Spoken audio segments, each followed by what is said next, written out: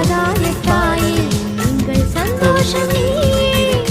சதா என்னை தேற்றுகின்ற தேவன் தாயே தயாவர ராணி தட்சணமாளாணி காரணி என்றும் வாழும் எல்லாம் வல்ல இறைவா, இறை வார்த்தையை அதிகாரத்தோடு கற்பித்து மூட நம்பிக்கைகளுக்கு எதிராக போதித்த